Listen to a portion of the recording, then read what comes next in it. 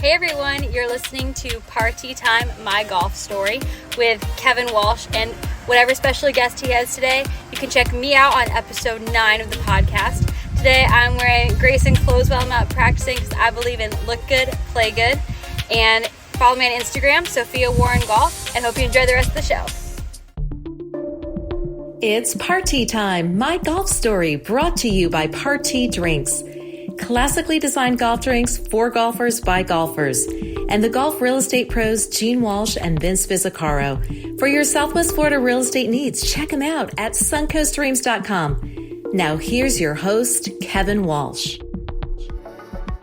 Hey, what's going on? We got another really good show for you today. Like father, like son. We had Jim Roy on not too long ago, and now we're going to have his son, Kevin, on. Talk about following in your dad's footsteps or maybe creating your own footsteps. The story of the Roys and their place in the game of golf, professional golf, amateur golf, is really incredible. And on top of that, they're my neighbors in the Lakewood Ranch area just outside of Sarasota. Before we go any further, if you could do me a big favor, one of the things that newly starting podcasts always ask for is if you could hit the subscribe and the like button, because the bean counters at YouTube pay very close attention to that. And ultimately, analytics are important for future sponsorships and also for payment. So, and if you like the podcast, and I know you do, or you wouldn't be watching, and it's growing astronomically, just share it with somebody else and ask them to do the same. Big thanks to our title sponsors, Party Drinks. If you're looking for a good drink alternative on the golf course and you're tired of all of those seltzers or beer or whatever it is that you're having, try a Party. It's for golfers, by golfers, super smooth, and it'll help you get your buzz on too. Perfect. Absolutely perfect. For a list of the different places where you can find Party on different golf courses across America and especially in Florida, check out drinkparty.com. And a big shout out to Noah Zelnick at Moccasin Wallow. Go see Noah. He's a big fan of it. He's a good player, and he was a past guest as well. And also a big thanks to the real estate pros from Fine Properties, suncoastdreams.com. If your dream is to live on a golf course or in a golf resort community, nobody better to help you out with that than Vince Vizzacaro and Gene Walsh. You can check them out at suncoastdreams.com, or you can call them at 941-220-4000. All right. So now that we got the housekeeping out of the way, we bring Kevin Roy on board. Kevin, what's going on and where are you joining us from? Yeah, not too much. First of all, thanks for having me on. I'm about 10 minutes away from you. I'm in Lakewood Ranch, Florida. My wife and I just built a house, and I'm in my my little man cave here. It's not a bad little spot, the little TV, kind of hanging out. Good place to kind of just unwind, especially after a long day on the golf course, and perhaps maybe have a cocktail or two. So, just hanging out. Looking cool. So if I want to come over and hang out in your man cave, do you give me the secret code, or can I sort of bribe or buy my way in bringing Party, and then maybe I can stick some of those on the shelves next to what you have already? I got plenty of space. I would love to put some Party up here. It's a open welcome to come on in. We love having people over. So yeah, Party is. I got plenty of space for those. Okay, that's a deal.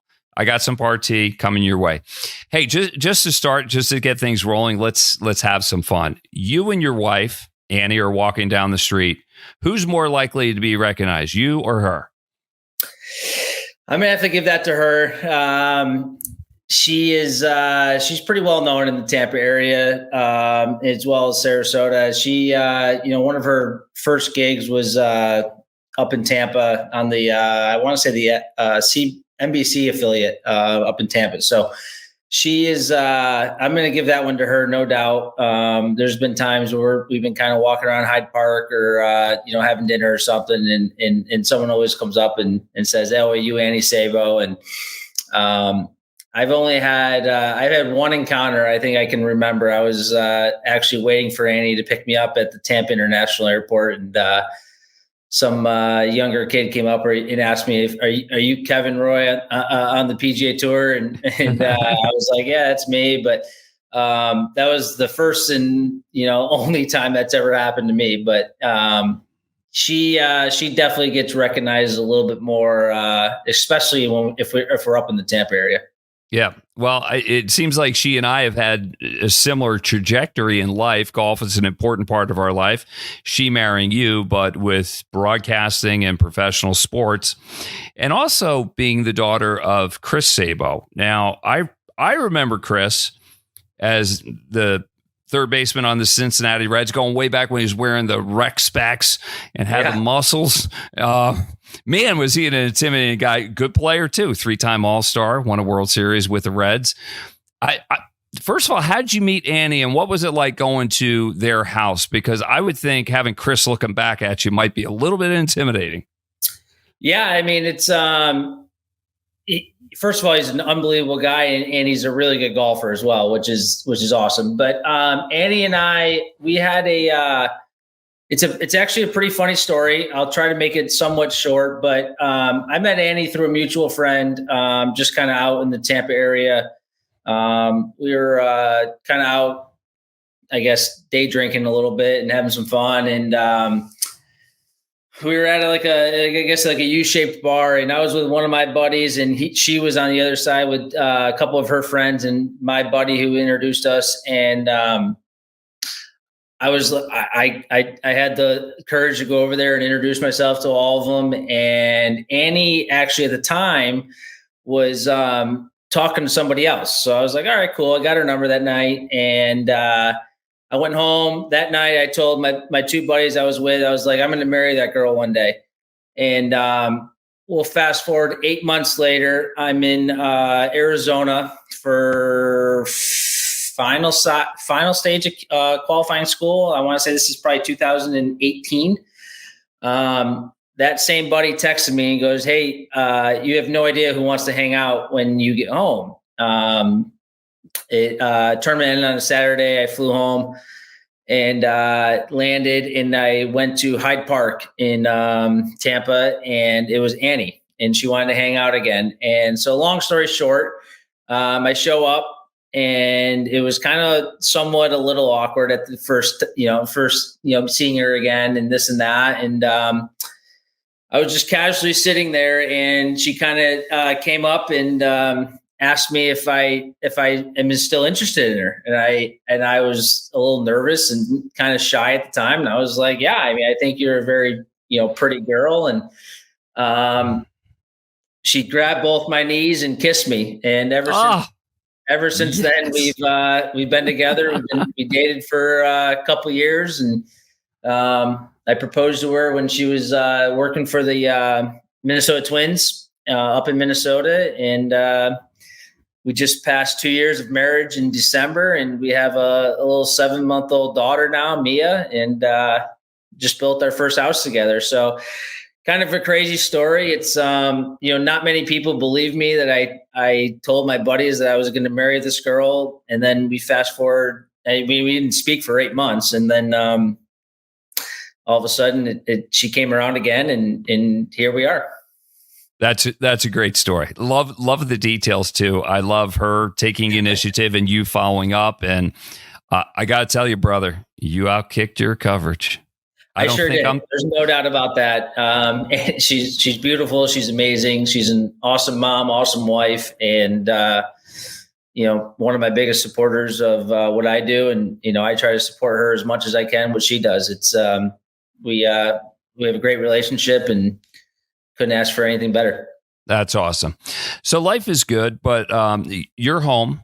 You started off the season on the Korn Ferry Tour, got off to a really good start, and 4 out of 4 cuts. How do you feel about your game right now? Yeah, game feels really good. For me, it was a little interesting going into the first event, with kind of the holidays, and then, moving into our house and, trying to get all settled. So I didn't really have a lot of normal preparation, I would call it, going into Exuma, the first event down in the Bahamas. But, I guess, sometimes that's better for me. Maybe, the golfers out there would understand a little bit. Sometimes over practicing is not great. But I got a couple of rounds in, with my dad and, had some practice, but I was playing good. I felt good with my golf swing. I was doing a lot of good work with the guy I work with up in Tampa at Old Memorial, Dustin, and so it's a kind of a quote unquote dream start to the Corn Ferry Tour season. It's kind of put me in a position to at least take the next 2 weeks off and kind of spend some time with the family before we once we get back to the States. It's kind of a full throttle with a bunch of weeks in a row, but I got no complaints about the start of the season so far. Yeah, fantastic. Kevin Roy is our guest. He is on the Corn Ferry Tour, played the PGA Tour last year. He is the son of Jim Roy. Jim is one of my neighbors at Lakewood National Golf Club. We'll get into your relationship with the different neighbors at Lakewood National Golf Club. So tell me about unplugging when you get home. Like, do you put the clubs on the shelf for a couple of days? Walk me through how you unplug.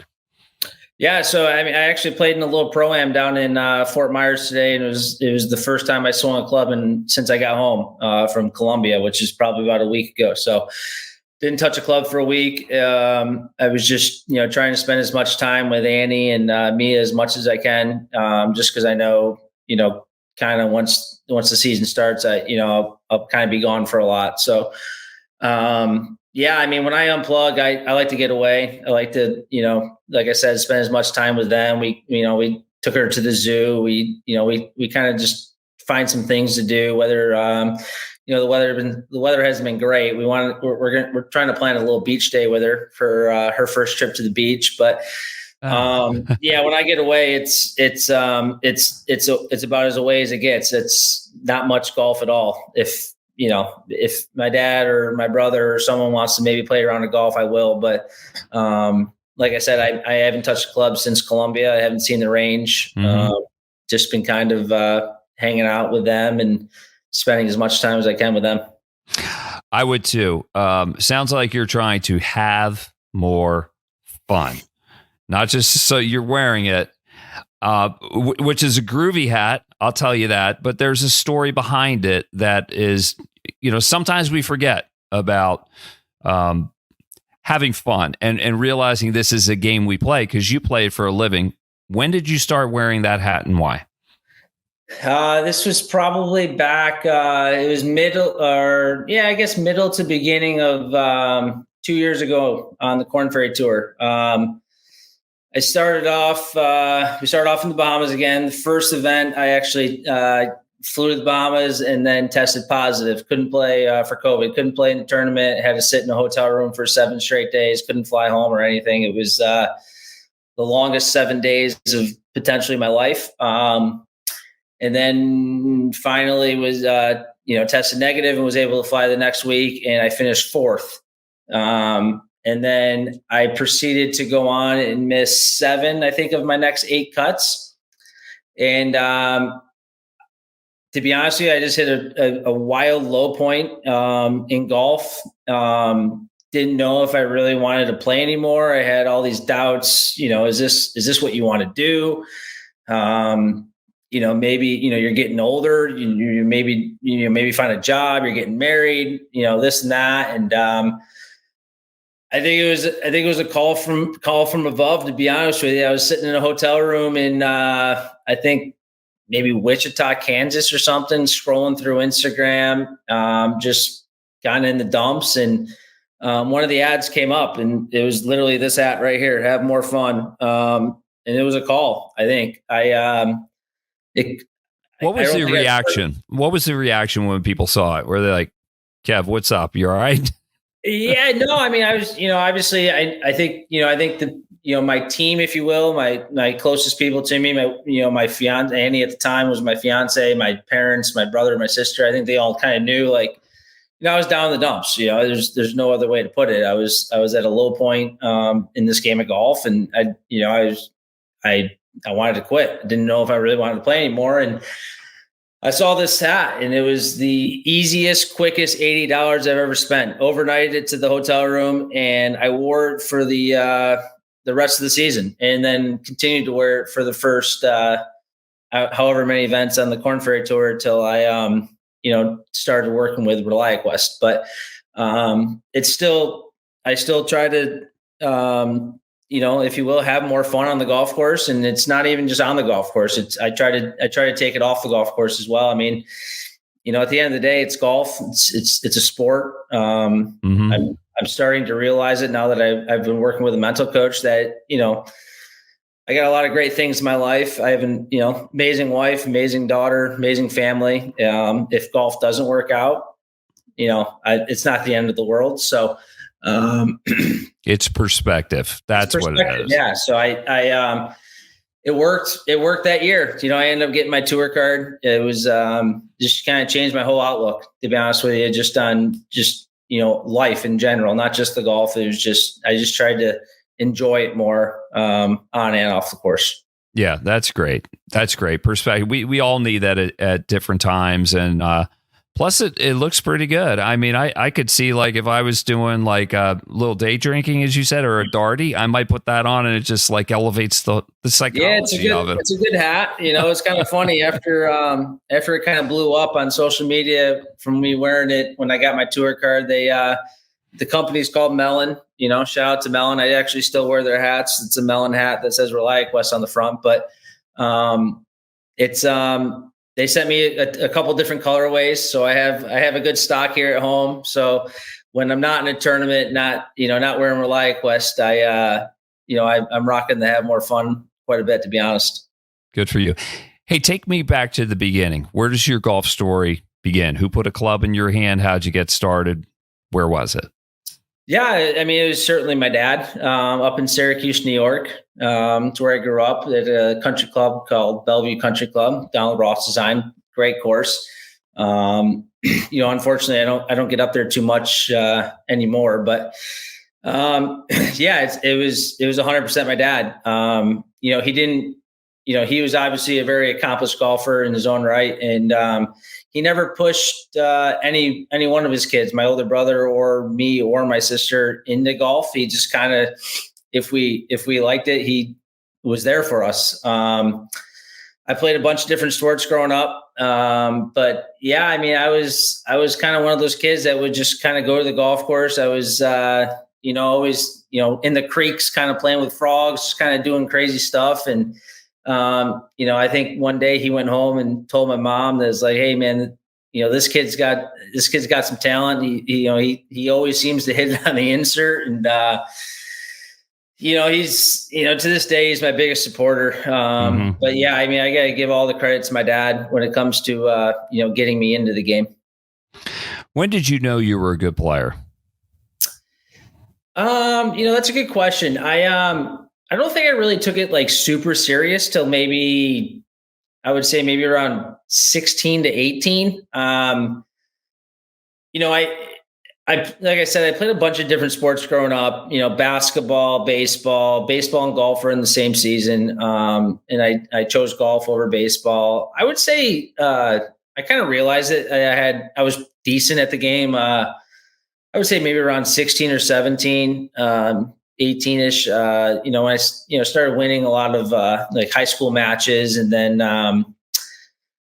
I kind of realized probably the summer, what year was it? It was one of the summers. It was, I won all three of the quote unquote Syracuse major amateur events. Two guys have ever done it, me and my dad. And I remember him, this was actually, I don't know, it was 2010. My dad was in Minnesota when I won the last one. And he called me from one of the Champions Tour events, and he was like, hey, welcome to the club. And that was a pretty cool phone call. And I kind of realized then, I was like, you know what, I think I should probably take this a little serious. And when it comes to turning pro, I never really thought about it. I thought it would be like a really cool idea, but I think I would say midway through my junior year at college, I was like, you know what, I kind of want to give this a shot. As I progressively, got better through college, and here we are. Your dad has been an important part of your life, putting the golf club in your hand, and I imagine you aspire to what he has done playing on the PGA Tour and the Senior Tour, PGA Tour champions, as we call it right now. Do you remember the first time you beat your dad? I don't know the exact time. It was roughly around 16 years old. And the only reason I remember that is because he had a bet with my brother and I all growing up is the first time we beat him, he'll buy us any set of clubs we wanted. And I want to say it took me till probably 15 or 16 years old till I, officially beat him on 18 holes. It's, tough for me to say. It was, that took me that long, but he was a good player. What did you shoot? I don't know the exact number. It was under par. He might have had a tough day, but it was, I definitely shot under par that day, played well. And I think I ended up getting a set of Titleist irons. Ah, cool. What's your lowest round ever? My lowest round ever, not in competition, is 59. My lowest competition round is 62. Let's talk about the 59 because it just sounds sexier because it's 59. What happened? Yeah, I agree. Yeah, it was actually at your home course there over at Lakewood National, the Commander course. It was a weird day. It was just me and my dad and my brother. He ended up, he was supposed to tee off, but work cut him late. I think he joined us on maybe the 5th or 6th hole, but it was just one of those days. I mean, I was hitting it really nice. I saw some putts go in. I eagled the first, I think I started off eagle, birdie, par, birdie or something like that, I think. And, out there, there's a lot of par fives that are super gettable. And, it was just one of those days. I saw a lot of putts go in. And I think my dad mentioned it on, I want to say 16, maybe. He mentioned something about 59, and I didn't want to say anything because obviously I knew what was going on. But okay, stop for just a sec. Is the calculator going in your head? Do you know where you are at all times? Like, so if you're 8 under, or are you just playing? And because I hear different things from different players. Stuart Appleby told me about his 59. He said he never knew it because he was so far back that he thought he had to birdie every hole. And then when he birdied 18 at the Greenbrier, he asked Scotty, what was that for? He said 59. And he just won. What's your experience with knowing you're going low? Yeah, that day I knew what was going on. There's definitely been some times in competition that, some of the better rounds I've had, I kind of blacked out, if you will, and didn't really know exactly what was going on, and just kind of was just plugging along.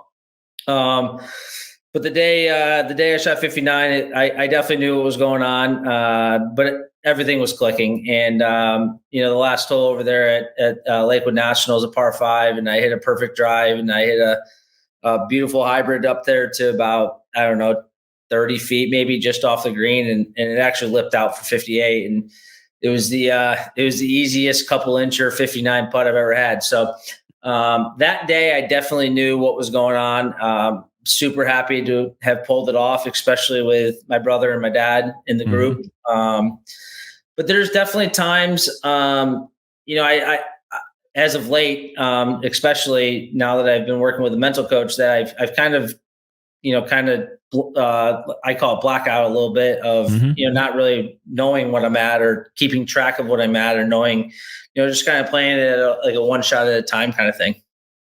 Well, were you nervous at all knowing that, because there is trouble on the 18th hole on the Commander course, there's water, right? There's some out of bounds, or are you just in a real comfortable place and it's just automatic?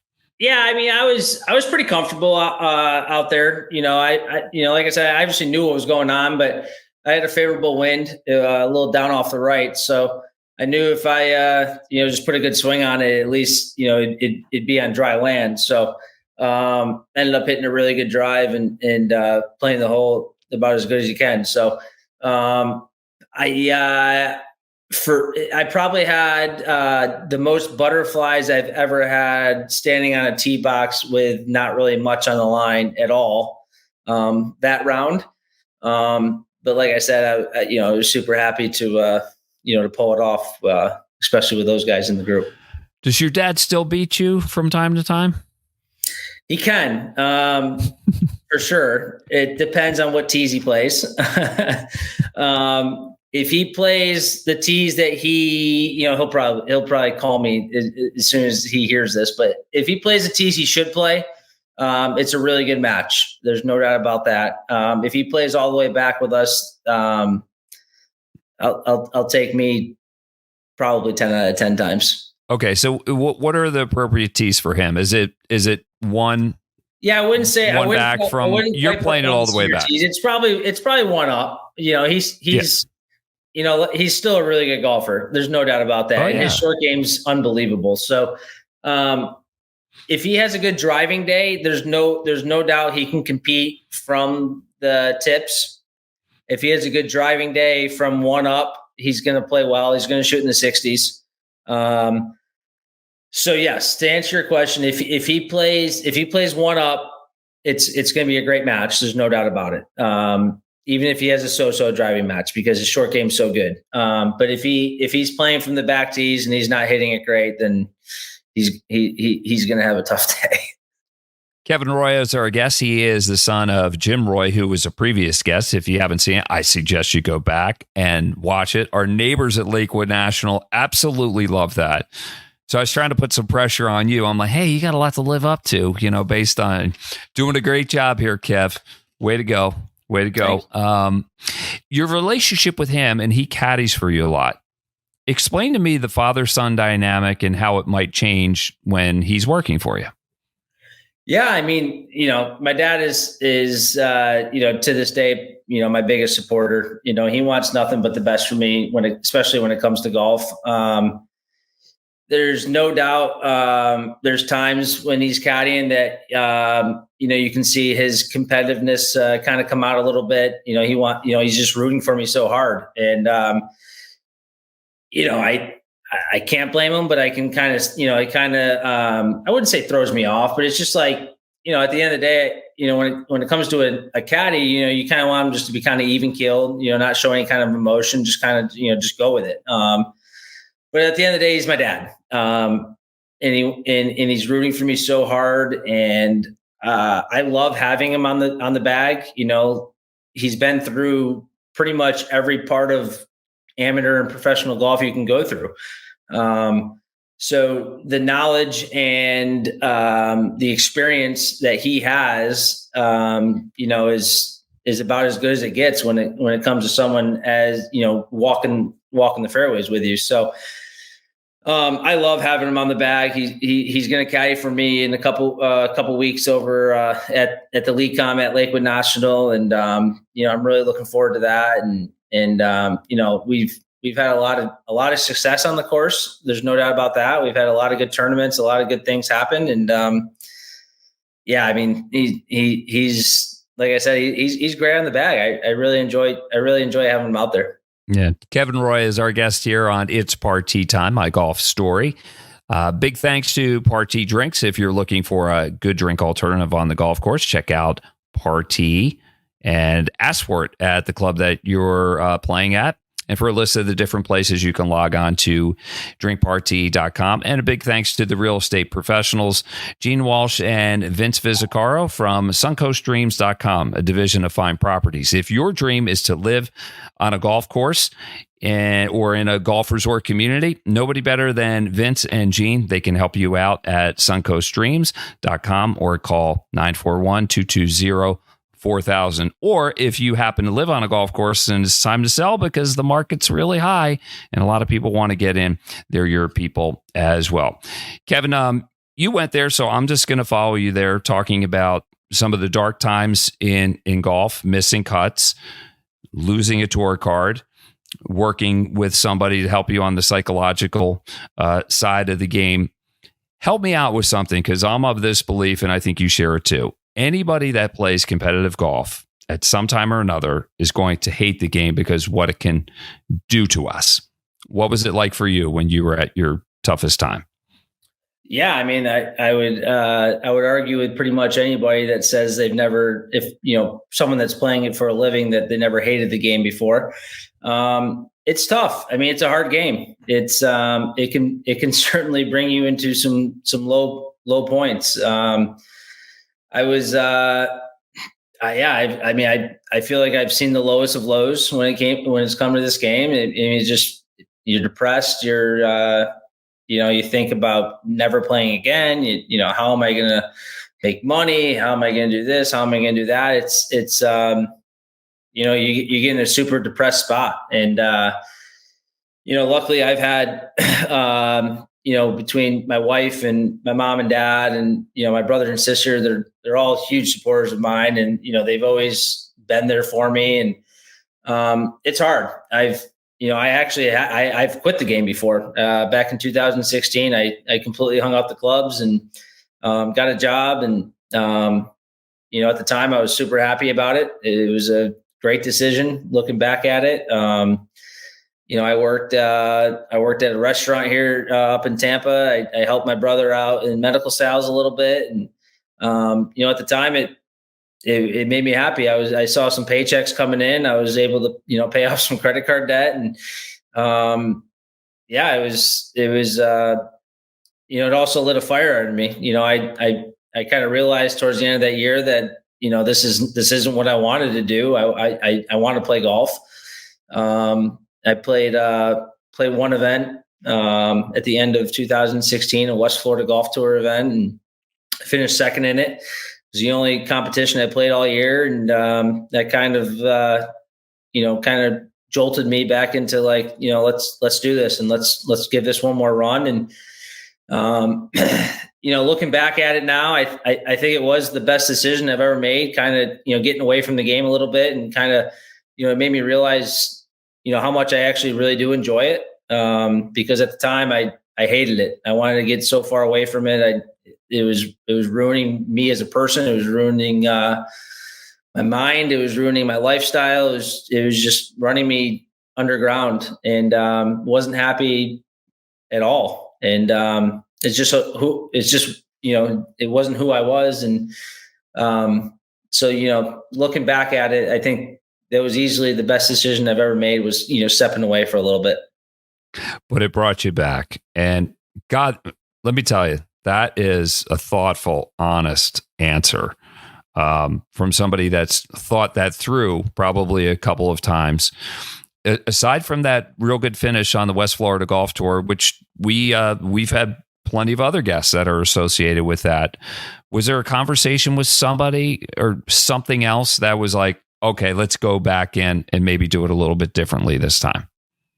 Yeah, no, I definitely ran it, past my parents, because, even though I was working a little bit, it wasn't like I was making a ton of money. So, for me to enter, Q school again, it was, I needed their help.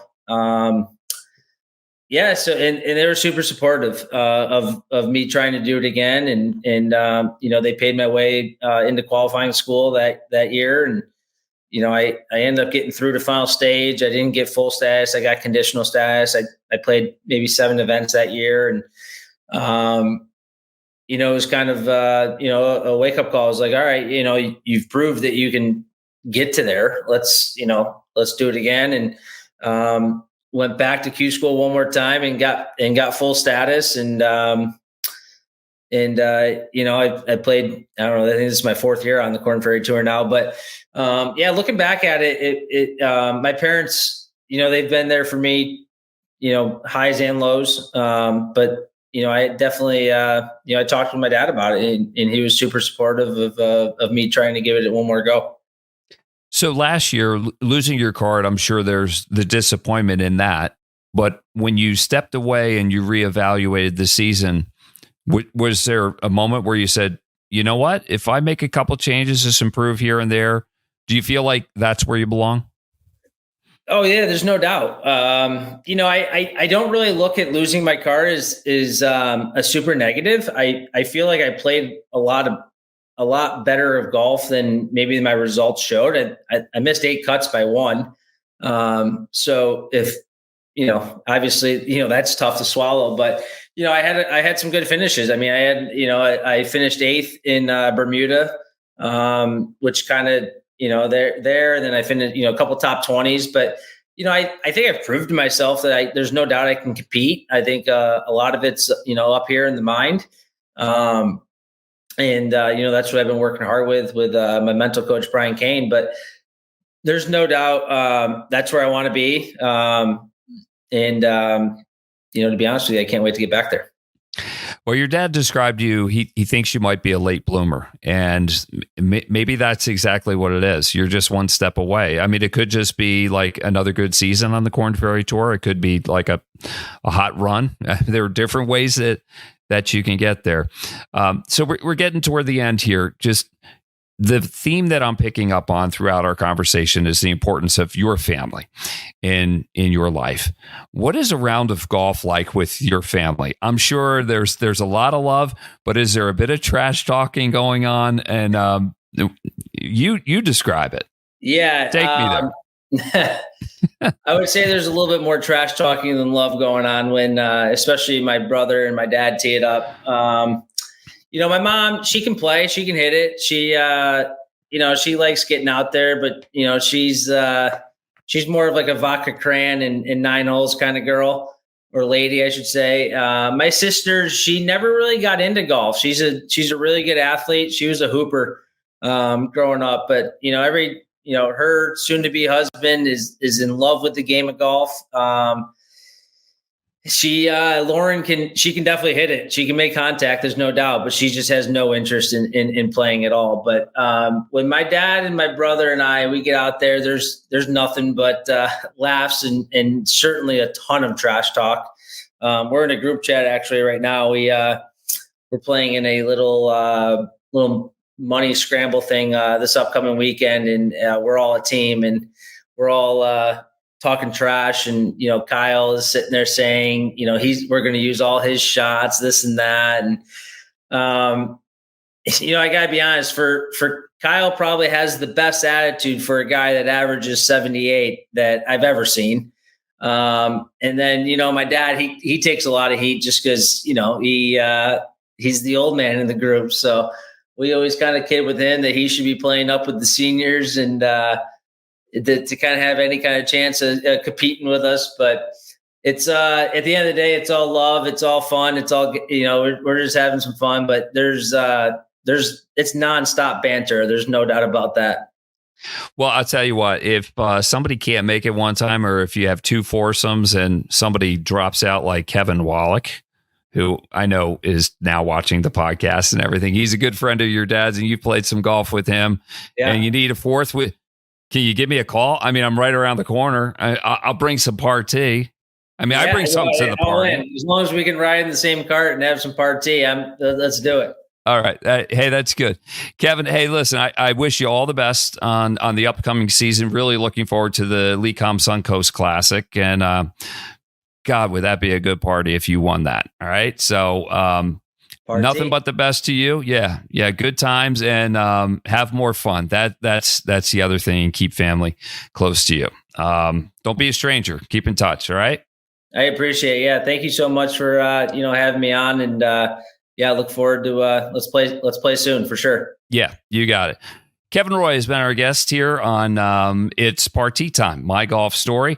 For more information about him, you can follow him on Instagram. It's been scrolling across the bottom, ways that you can get in contact with him, or at least follow his story online, and also his sponsors scrolling across there. And a big thanks to Party Drinks. If you're looking for a real good golf alternative, a golf drink for golfers by golfers, Party is for you. And thanks to the real estate pros, Gene Walsh and Vince Fizzicaro, suncoastdreams.com. For Kevin Roy, I'm Kevin Walsh. Couple Kevins here. We'll see you again next time on It's Party Time, My Golf Story. Take care. You've been listening to It's Party Time, My Golf Story, brought to you by Party Drinks. Classically designed golf drinks for golfers by golfers, and the golf real estate pros Gene Walsh and Vince Fizzicaro. For your Southwest Florida real estate needs, check them out at suncoastdreams.com or call 941-220-4000.